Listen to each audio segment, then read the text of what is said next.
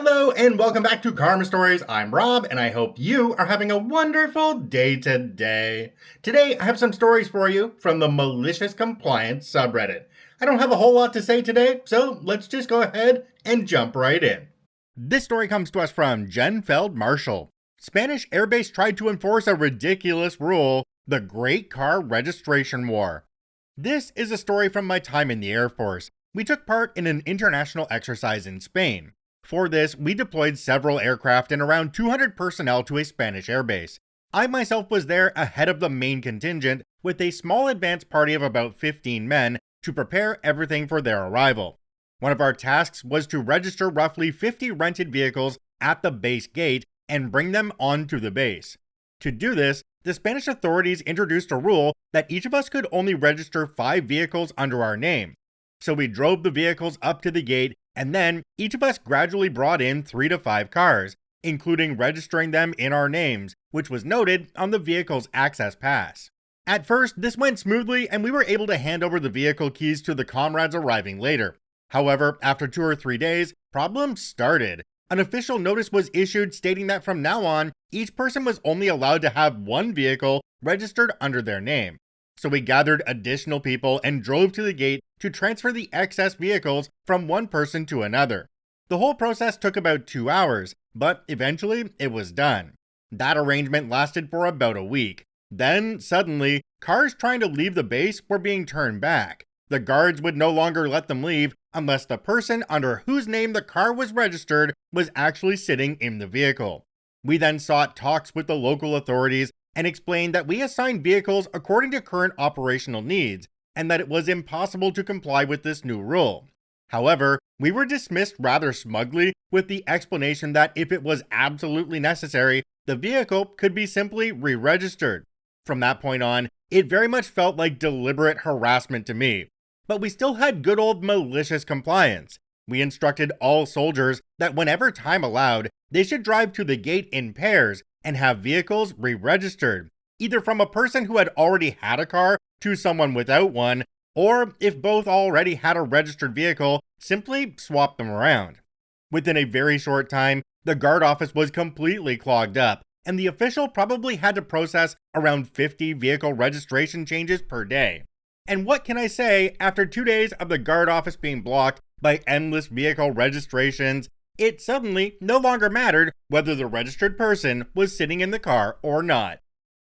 Jumping down to the comments on this one, we have one from a user called Shaggy Snack. It says, "Typical military shenanigans. Bravo to clogging the system. That's the only way to get military to move quickly, by making everything come to a complete stop and making someone lazy actually work." You know, sometimes the best way to solve your own problem is to make your problem somebody else's problem. Especially somebody who might be lazy and all of a sudden has to work, like the commenter said. It does make me wonder when something as little as registrations for vehicles can jam up a whole system. I mean, this is military. These guys are supposed to be protecting countries, but they can't figure out vehicle registrations? Oh, okay. This next story also comes to us from Jenfeld Marshall, the 25,000 pounds of thrust wake-up call. This is another part of my experiences during an international Air Force exercise at a Spanish airbase. For this story, I need to provide a bit of background about some standard fighter jet operating procedures that become important later on. As mentioned in the previous post, this was an international exercise hosted on a Spanish airbase. Several nations deployed their fighter aircraft there in order to train together in various combat scenarios. Our own contingent consisted of roughly 20 fighter jets and 200 personnel. Since an exercise of this scale requires considerable logistical planning, there's something called a site survey. About 6 months before the exercise, a small delegation of ours traveled to the Spanish base for several days to inspect the facilities and coordinate procedures. Topics included things like, where will our aircraft be parked? Which rooms can we use for our equipment? What are the emergency procedures? And among many other things, how does refueling and defueling of the jets work? Everyone understands that aircraft need to be refueled. This is usually done immediately after landing because the danger comes primarily from fuel vapors, not the liquid fuel itself. A fully fueled aircraft is therefore actually much safer than one with nearly empty tanks full of combustible vapors. However, it sometimes happens that faults are discovered only after refueling, faults that may require removing fuel lines or other components during repairs. For that reason, there's a procedure called defueling, where the fuel is pumped back from the aircraft into a tanker truck.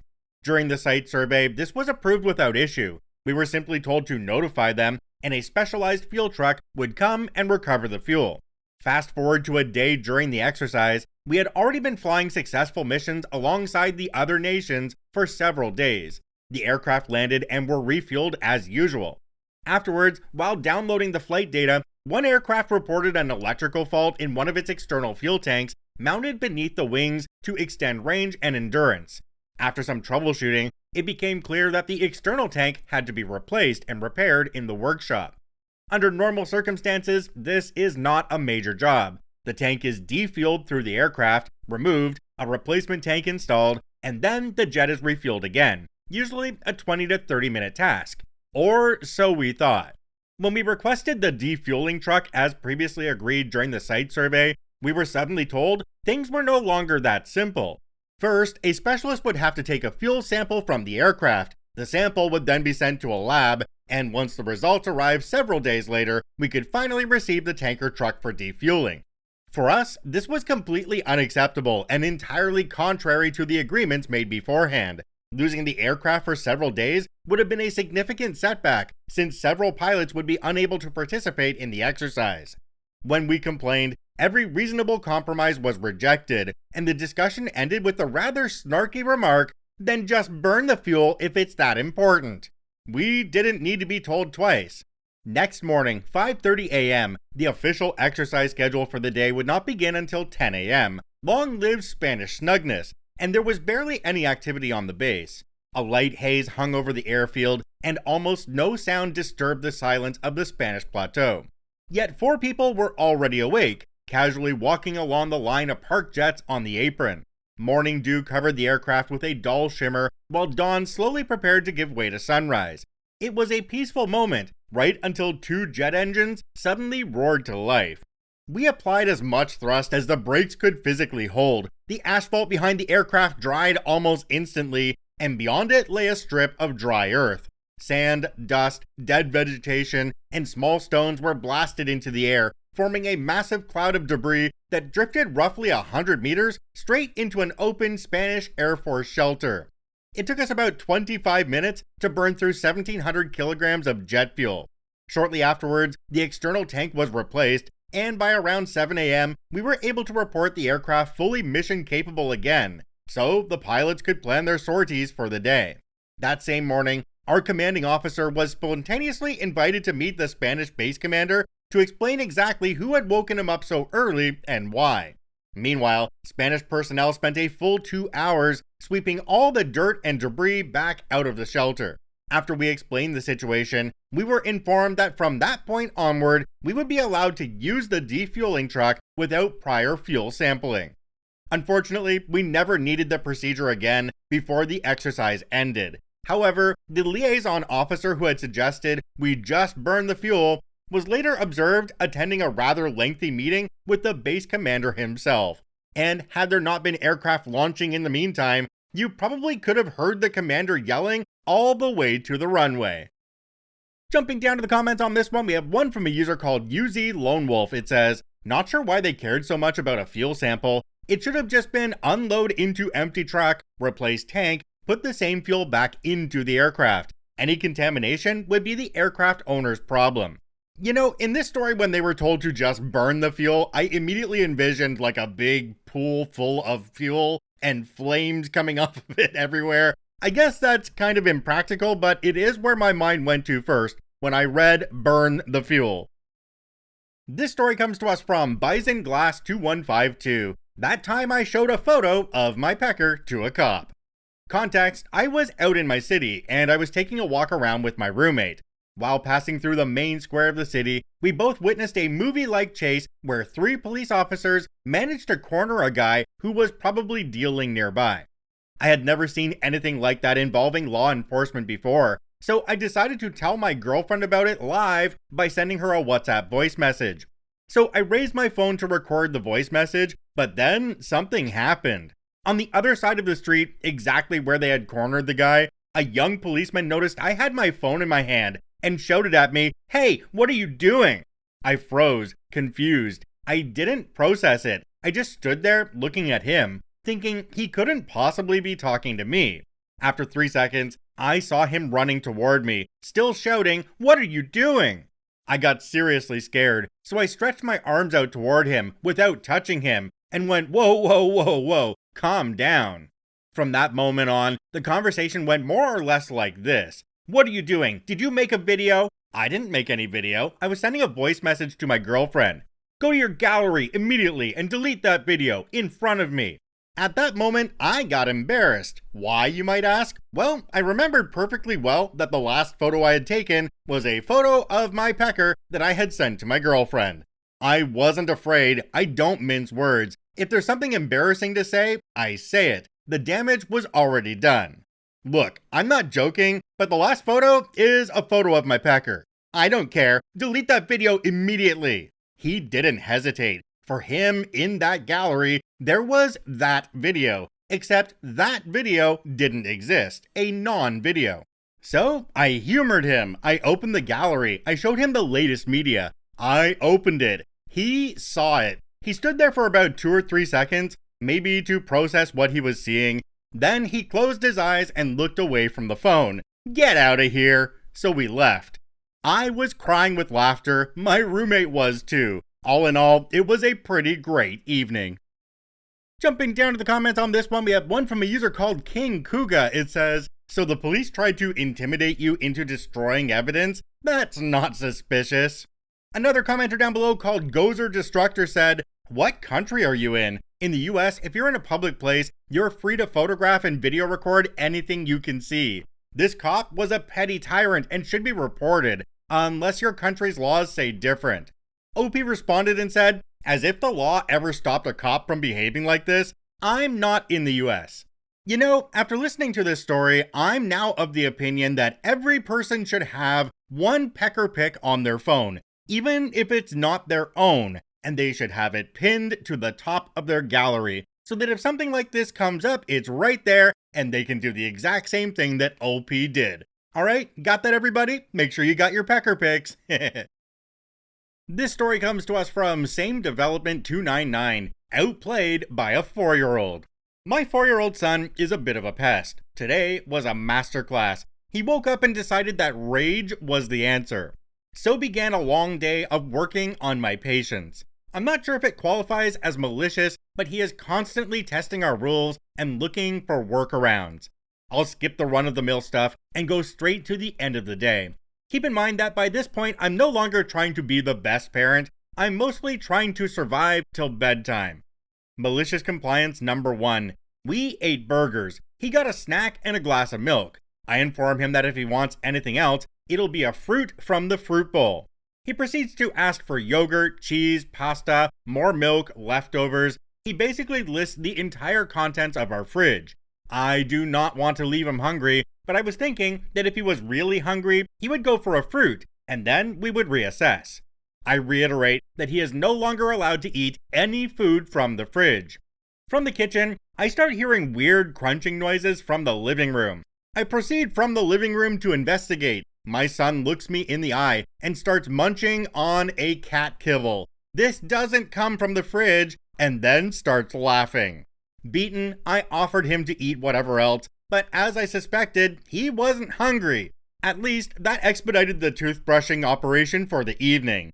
Example number 2. Bedtime is right around the corner. I love him, but it's been a long day, and I'm looking forward to spending a bit of time with my newborn after running around with my 4-year-old all day long.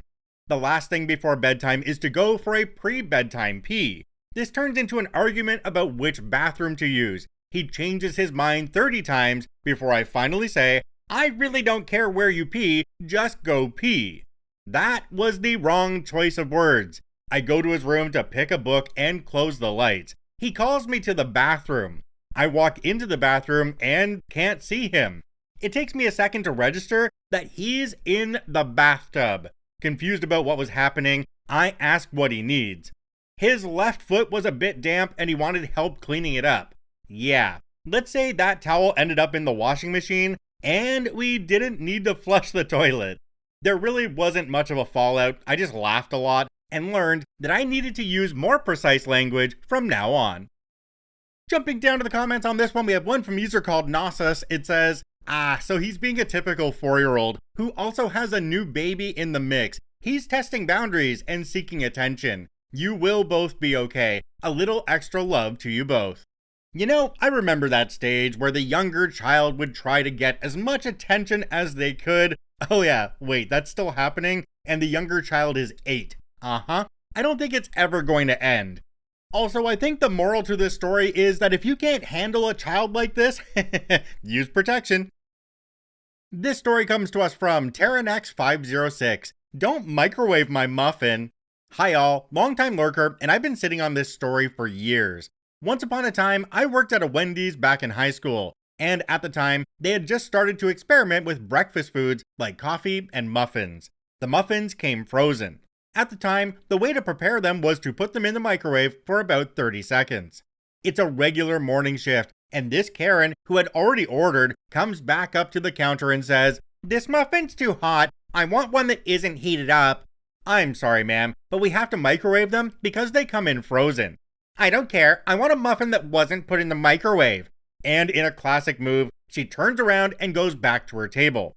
I could be mistaken since this happened so long ago, but I think the conversation went longer than that, and there was another coworker there to back me up on telling this lady that the muffins were frozen. I brought her the muffin. It was cold as ice, hard as rock, and you couldn't even peel the wrapper off because it was all frozen together. I set the muffin down on a plate by itself in front of the lady and her 3 friends and said, in my best customer service voice, "Here's your muffin that's not been put in the microwave, just like you ordered." The look of defeat on her face before I turned around and walked away. My only regret is not waiting longer to see more of the aftermath. I wish I could have seen her friends laughing at her, the look of disappointment as she tries to bite into a frozen baked good. But the cool guys never turn around to look back at the explosion as they're walking away from it. That, and being the timid little teenager I was, I went back to hide behind the counter before she had a chance to rage at me for another incorrectly temperatured muffin. When I went to clean off that table after they left, the muffin was still there, wrapper half torn off of it, a piece missing like she tried to tear it off with her fingers, a small packet of margarine beside it opened but untouched. In the amount of time it took her to complain and get her new muffin, the original muffin would have been cooled off enough to eat. But instead, this lady ends up wasting 2 muffins and her own money. Jumping down to the comments on this one, there's one from a user called HonestPepper8229. It says, "I hope she broke a tooth on it for her purposeful lack of understanding you, just because you were a lowly food service employee. I was a Starbucks barista for 7 years and a bit. I know how it feels. I spent way too much time in the service industry, both food and financial, to know that there's way too many people out there who think they know better than the people working in the stores who have been there for a very long time. I agree with OP in this case. Give them exactly what they're asking for, regardless of what the outcome might be, because they asked for it. You gave it to them. That's exactly what you tell your boss." This story comes to us from Statement Jazzlike 744, Desk Jockey versus Common Sense. At the time this happened, I was a 33-year-old woman working with a bunch of mostly misogynistic middle-aged men. This happened in 1985. I know, I'm old. I was working for the USDA Forest Service in the Rocky Mountains as an engineering technician, designing logging roads and supervising a few surveying crews surveying in said roads. But part of my job, as was all Forest Service employees, was to fight forest fires during the summer fire season whenever they needed us.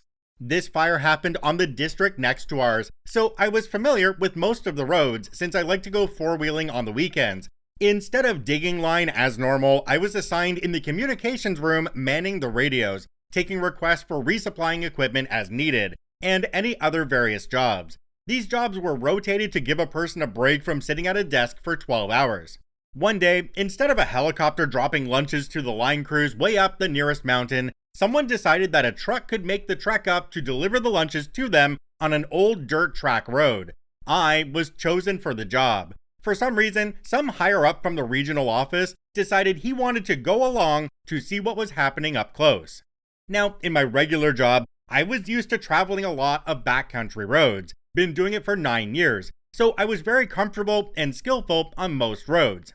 He had me drive since I was familiar with these roads and hadn't been sitting on my backside in the regional office.